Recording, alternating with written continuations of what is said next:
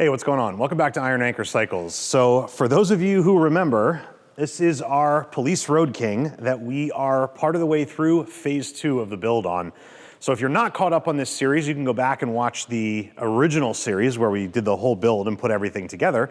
But the most recent video was not that long ago, which was mocking up an FXRT or FXRP fairing to go on here.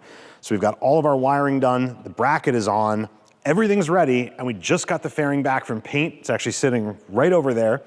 And we've got some parts we've got to install on it, and then we're gonna get it on the bike and get this thing finished. This shouldn't be a super long video because obviously we did all the prep work ahead of time. So hopefully this is mostly just a bolt-on with a couple little details to figure out, and we'll be ready to roll. We're leaving for Daytona in about 4 days, and I've got a couple other bikes I've got to get finished, but this bike is coming with me to Daytona. So this one's got to get done so we can get it loaded up and ready to go. So I'm pumped. I can't wait to see this fairing on the bike. I've been waiting a long time. I've had this in my head for like a year of what this was going to look like once we got to this point. So I'm really ready to make it happen. So I will turn the camera around. We'll go over and take a look at the fairing. We'll get some stuff installed on it before we put it on the bike, and then we'll get the bike on the lift and get it installed. So let's go. All right, well, here it is in all its glory. I'm not sure if the camera will do it justice, but man, it just came out so cool. The two-tone paint took a while to figure out kind of how to lay it out, looking at a whole bunch of factory police FXRs and kind of seeing how it was done. I don't think this is the norm. I think this is a slightly different, but it's how I wanted it, and it came out exactly how I had the image in my head. So obviously the paint is the same birch white and black as the bike, and we did the same double silver pinstripe as on the rest of the tins. And as an added little bonus, just like the tank, which is factory, we did the other defenders, and this the same way, which is that the paint was done, followed by the pinstripe, and then the clear coat last. So it's all gonna appear, even to the touch, like it would be factory, because normally, obviously, you go get pinstriping done after the fact, it's gonna be over the clear coat. So I think that's just a nice little detail. This paint was done by Big A's Custom Paint. He does a lot of stuff for us. His name's Adam. If you are in the Northeast area and looking for somebody to paint a motorcycle, I'll leave his contact info in the description. He actually also, I don't know why, it's turning into a plug for Adam.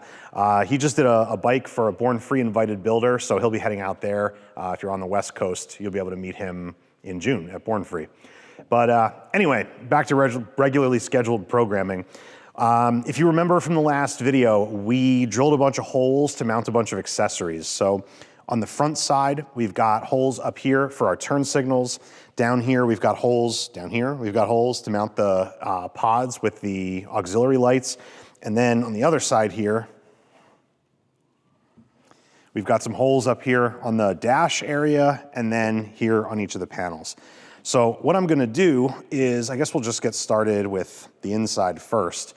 I think it'll be easier for me to get as much of this mounted up as I can, and then when we put the fairing on the bike, we just have to plug stuff in. That's my hope anyway. That's how I had it laid out in my head. We'll see how the rubber meets the road on that. But I think let me just grab some accessories. I'll zoom in for you guys and start putting some stuff together.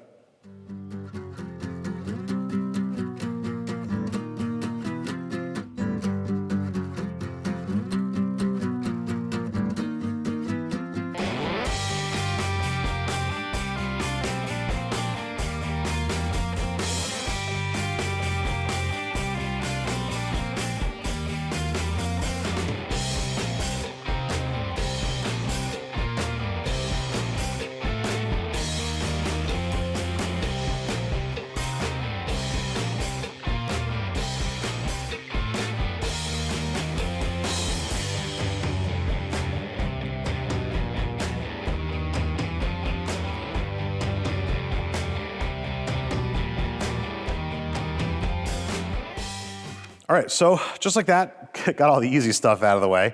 Mocking everything up in advance definitely helps. And I think I mentioned in the last video, I made an effort to, after we drilled all these holes, to then go back and oversize the holes so that they'd be then the correct size once they were painted. And I think we got it spot on. Everything fit perfectly with just a little bit of free play in the hole. So we've got the phone mount here on the left, the mic mount on the right, our microphone jack, our auxiliary switch for the fans here. And And the last piece to go in is our power outlet with the voltage meter. However, that piece, unlike these, which have pigtails on them, that one, the lead actually plugs directly into the back of the unit, so the whole wiring harness is on the bike. So I'm gonna have to fish that one through once I've got this on, kind of stick it up there, plug it in, and then drop this down. Be a little bit of a pain. If I had it to do all over again, I think I probably would have left those leads connected onto the back of the thing and then cut them and then made a quick disconnect down sort of on the neck of the bracket like I did on the other ones. Not sure why I didn't do it. I guess on these I didn't have a choice, so I did it the way I did it, but it's gonna be a little bit of a pain to get that on there, but we will persevere. So anyway, that's it other than that piece for the inside, or the inside, yeah. Now we've gotta go to the outside. And part of this is mocked up and part of it's not. So I'll do that. So we've got our turn signals, which I'm just gonna feed the wires through here.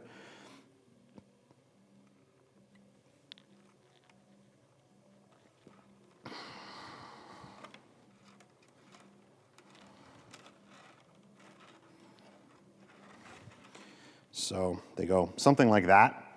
So if you recall, obviously from the previous video, sorry, let me, there we go. So if you recall from the previous video, we drilled these holes for these turn signals to go on here. They just are double-sided tape. So obviously we figured out that part, and I can just tape these on and we'll line them up using the pinstripe line that's on there now. So that's no big deal. However, what I have yet to exactly figure out is routing the wires through here so the harness on the bike will come up like this and sort of meet around here. If it would be one thing, if it was just these wires, I could probably just use some gaffer's tape and stick it to the inside of the fairing here to hold them. However, I also have these little high-low power blocks, or whatever you call them, that I mentioned in the last video, and I wasn't sure if I was gonna use them or not. I decided I do wanna use them. I think the like low glow amber running lights on the fairing will look really cool. So I gotta figure out a way just to mount these up in here. They don't weigh very much. It's not like a complicated thing. It's just the obvious answer would be double-sided tape. I'm just not sure how well double-sided tape is gonna stick to this rough, sort of raw fiberglass inside of the fairing. So I'm gonna mess around with this a little bit and we'll see what we come up with. But once I can sort of get these wires laid out in here and get some plug ends put on them, we'll be ready to get this mounted up on the bike.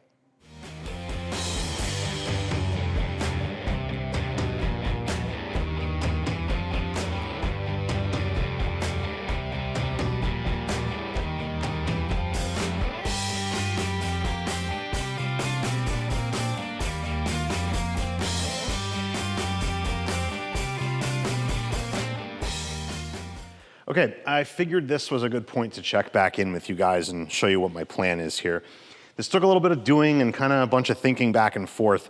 The big issue I had was the little kind of 2-into-1 boxes, figuring out a way to attach them to the inside of the fairing. The problem being the inside of the fairing is basically raw fiberglass, and so any kind of tape or anything like that, it just wants to, it's almost like dust. It just peels right off. So what I came up with was I'm gonna mount them way up inside of here. You're probably not gonna be able to see where my arm is, but way up in the top. And I got the wiring pretty much figured out. I wanted to do this before I put them in to make all the soldering as easy as possible on myself. So you've got a power wire for each side going into the box, then coming out of the box, we've got a running light wire and a turn signal wire that I spliced into the correct color wires that match the bike harness, and come down to like a new factory style plug that I put a ground lead in that I will then solder into the ground lead coming out of the light. So we'll have sort of a whole kind of one harness here with this thing in the middle. And then my intention on each side, it's the same, is to take this little guy and mount it up in here using epoxy. And I really have no idea if it's gonna work. The fact that it will be, if it works, the fact that it'll be permanent and not removable is really not a factor to me. These boxes, if they were to malfunction, are cheap. It would be very easy enough to just cut the wires and epoxy a new one in right next to the old one if that's what I had to do.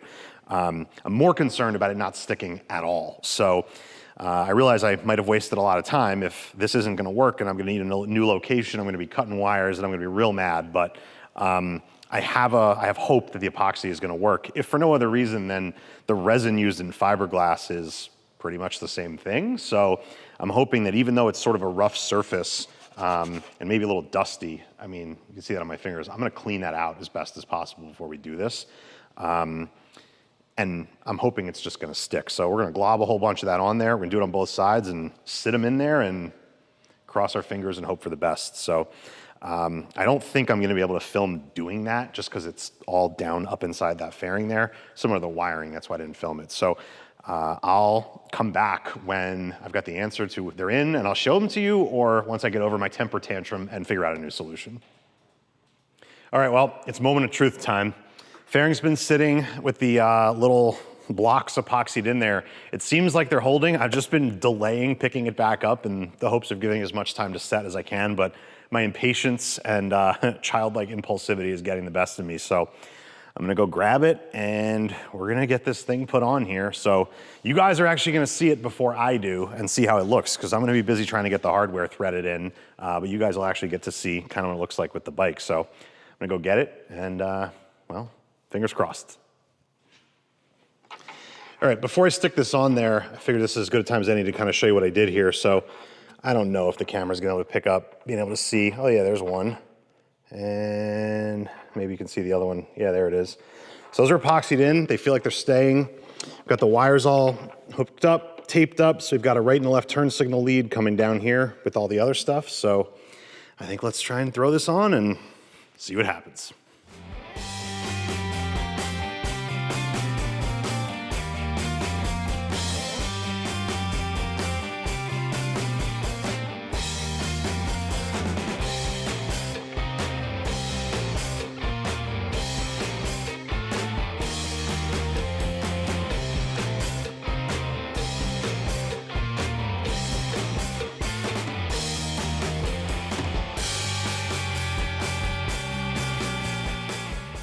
All right, hardware's in loose. I have no idea what this looks like. You guys probably have a better view than I do at the moment. What I'm gonna do now is we're gonna continue to get hardware put on here and I'm gonna come right back. What I'm actually gonna do is test some functionality of some of the electronic stuff. I'm not gonna film that though. You guys are gonna have to wait till the end to see this stuff work. But me, I'm gonna just make sure these things work along the way as we install them. So we'll come back with either, I don't know, getting the light pods mounted up or the bottom bracket. I don't know. We'll see where we go from here. All right, so we got the brackets all tightened down. I figured why bother filming that? It's just tightening nuts and bolts, and you kind of saw me doing that in the last chapter of this anyway. So suffice it to say, this is straight, level, all the directions are good, just like it was when we mocked it up. So we're just gonna keep cruising along with the install. So I'm gonna get our power outlet and voltage meter little deal here wired in. And I know I said I was a little concerned that this wasn't gonna be long enough to be able to kind of pull this out and connect it, but it is. I kind of test fit it. So it's gonna be a little bit of an annoying feat to get up there and tighten this, but we'll get it done. So first thing I'm gonna do, I'll let that drop, that's okay. And now I just gotta feed this up through and connect it onto the backside.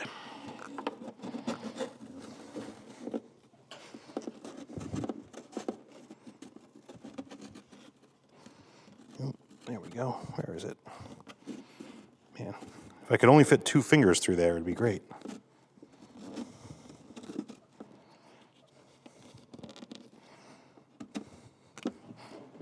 I did this once before without getting a pair of pliers, but there we go. Okay. So there's my wires. And we'll just get them hooked up on the back here. So we got ground on this side and positive on this side.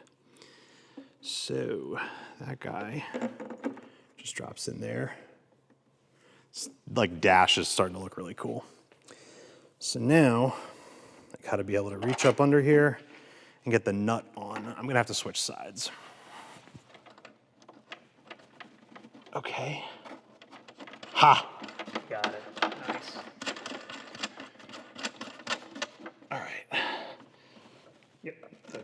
tighten it.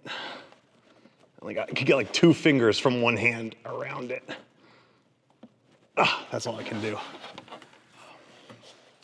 All right, so that's in. Be able to plug our phone or whatever in here and always know that the charging system's working. So that's cool. All right, so 1, 2, 3 are done. This is done, this is done. Turn signals are done. I think next stop is pursuit pods. Let's get those on. All right, got the pursuit pods. Obviously got these painted too. They're gonna pop right in here. Oh, this is looking so good.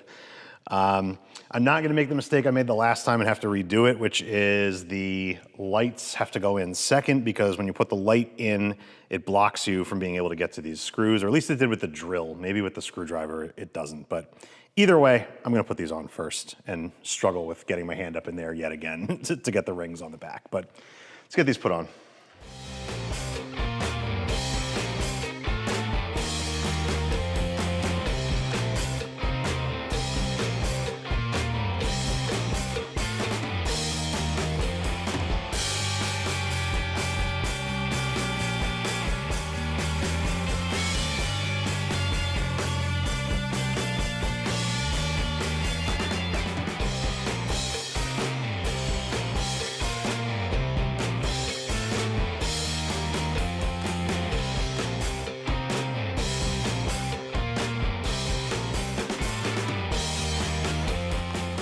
All right, there it is.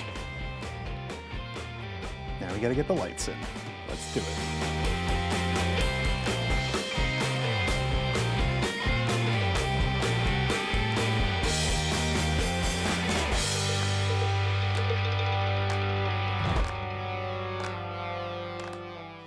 All right, they're in. Just like before, I get to see them run now, but you guys don't. You'll have to wait till the end. We will move on to the next thing, which I'm pretty sure is gonna be getting our headlight put in. All right, let's keep rolling by getting this headlight put in, Shark Demon headlight, just like before. Hopefully I can remember what wrench I used to get in here to get these bolts tight. I don't remember it being difficult, but just gotta find the right wrench.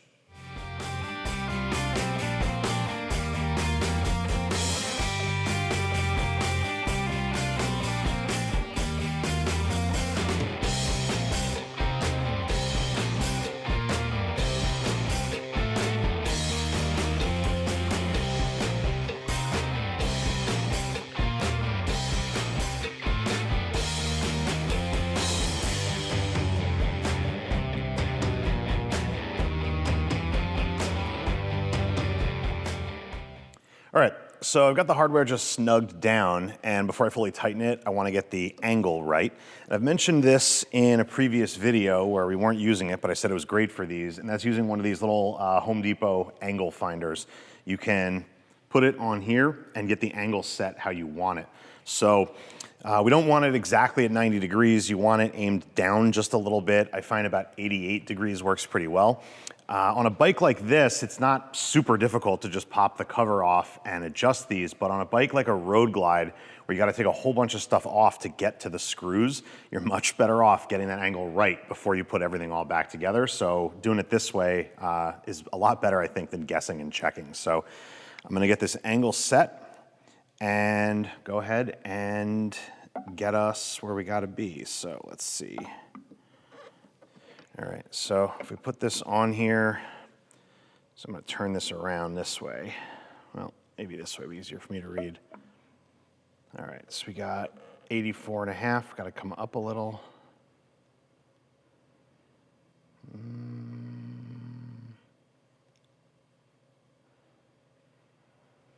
All right, 88 degrees, that's our spot. So I'm gonna tighten down the hardware. I'll double check this again once I have it tight, just to make sure it didn't move. But once I've got these bolts fully tightened down, I can go ahead and get the cover put on.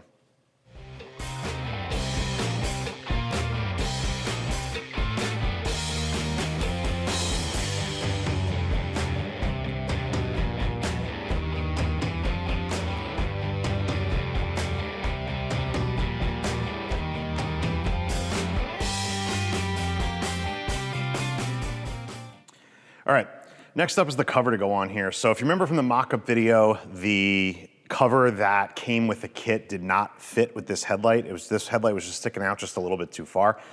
Like I said in that last video, I don't really know why that is. Is it possible the Shark Demon is a slightly different size than the LP6? I suppose, but I don't think so. Is the bracket I used pushing it out further? I guess that's possible, although there's not a whole lot of room back here. Is the fairing made a little different, or is it some combination of all three of those? I don't know. But I ordered a different cover, the one I actually used the last time, hoping that would work, and it didn't work either. Fortunately, there is a third backup option, which is rather than using a cover that covers the entire light, I just got this guy. So this comes from RWD. They don't make it, but this is where you buy it from.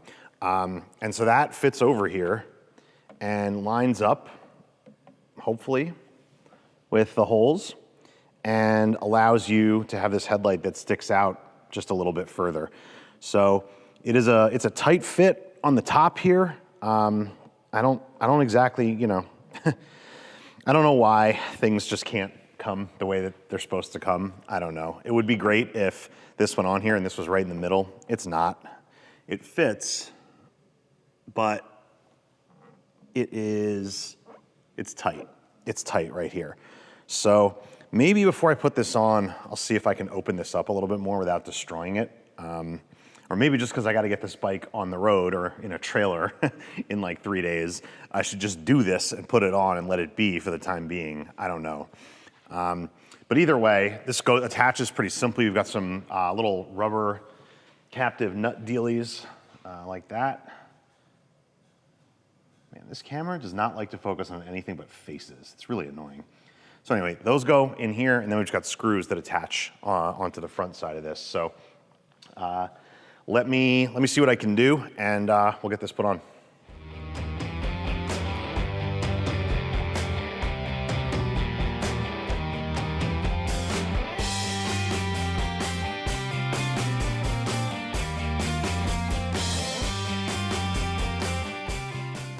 All right, well, it's on, and I fucking hate it.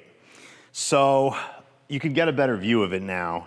I had to trim this, and that's why it's uneven and it looks like shit. But at least it fits and it's on. It'll get me through next week. But I mean, this was touching up here, and you got about a mile of space here. I just don't understand why stuff just can't fit when you buy it. I guess it keeps people like me in business having to customize stuff, but I shouldn't complain because I tell customers not everything is bolt on, and sometimes we got to do stuff. So I should heed my own advice or my own words, but I don't love how it looks. Maybe once I get the whole bike together and it's on the ground, it'll stop looking so bad to me. It kind of covers up the pinstripe up here at the top. That's not the end of the world. The reason that's the case is because I traced out an outline of where this was going to sit for the painter. It's not his fault. This just isn't exactly the same size. All these things, depending on who you get it from, whatever, they're different. So, it is what it is. I think I'm going to come up with something else down the road. This is going to be temporary, and it'll get me, like I said, it'll get me through the week. But I don't love it.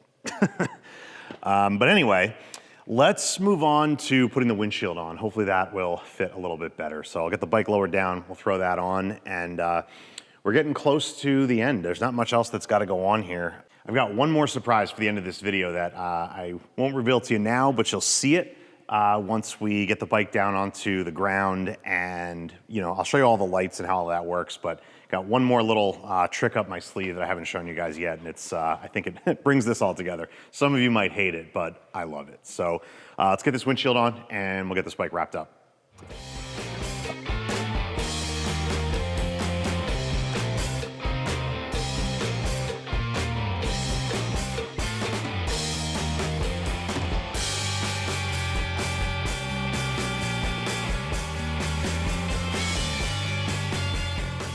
Well, that fit a shitload better than this guy did.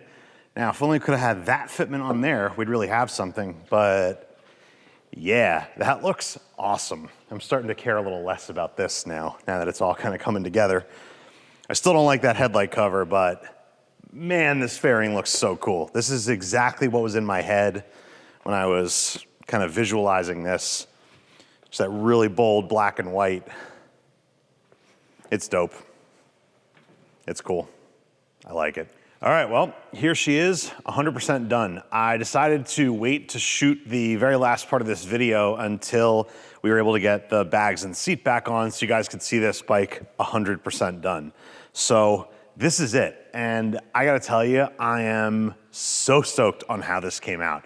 I know I mentioned before that there were some people who were thinking, don't put the fairing on, kind of leave the original kind of Road King look to it.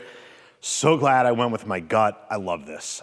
If you like it the other way, that's fine. But this FXR King kind of thing, as you might call it, with the FXRT fairing, and then obviously we got a short fender in the back and it's jacked up, definitely has the characteristics more of like a big FXR than kind of a traditional Road King. And I gotta tell you, I love it. Let's, I guess, you know what, I'll pick up the camera, we'll come in for a little bit of a closer look, but before I do that, I'll give you guys a little taste of kind of what this looks like with the lights turned on. So hopefully you can see now what we've got going on here with these lights that I put on. So that would be the low function for the running light, and then we hit a turn signal and we get a blink out of them. I think it looks perfect. This was a creative solution to a problem that we came up with what to do with turn signals, and honestly, I wouldn't have it any other way. It's actually one of my favorite parts of the whole thing, to be honest with you. And then, of course, a little bit of fun. We've got our warning lights too. So I'll pick this up. We'll kind of walk around. All right, so there it is from the front. And obviously, not gonna be able to use these lights for anything but having a little fun when the bike is parked and not on the road. And speaking of fun, here's that last little detail I was talking about. Might not be everybody's cup of tea, but I think a little bit of a sense of humor goes a long way. And honestly, actually the colors worked out really well. Just a little pop of color there against the black and white bike. I think it really works. So tour pack lights. I might have shown this to you before.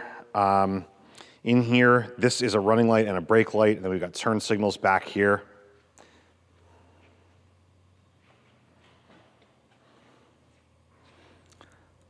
All right, then kind of our cockpit view. If we come up here, you can see what we did on this. We've got our battery voltage there, auxiliary switch, our microphone jack. I actually didn't even put the microphone on. Microphone hangs right there. Phone mount you guys saw. So there she is in all her glory. So one more view here. Obviously you can see, like I mentioned before, the auxiliary lights when the warning lights are not on just function as regular driving lights. And they are super, super bright, these guys. So between the headlight and those lights, definitely not gonna have any problem with seeing in the dark. That's the low beam. Then there's our high beam. And everything all stays on. Yeah, it does, right? Yep. So definitely not gonna have any issues in the dark. So I'll flip this off and give you one more little perspective here. I'll just hop on.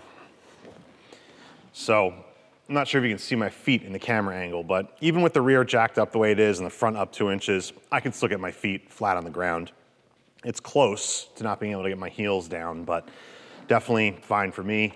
Love the new position of the bars where we moved those in the previous part of the mock-up stage. And yeah, I mean, everything is just exactly how I wanted it to be. So I'm pumped. Bike is detailed, polished, ceramic coated, and ready to hit the road for Daytona. I mentioned at the start of this video, we're gonna get this bike done today. Well, we didn't. It's a couple of days later, and we are packing for Daytona today and heading out tomorrow morning. So as always with Daytona prep, right down to the wire. I'm pretty sure I mentioned it in some previous ones, so hopefully we get to see some of you guys down there.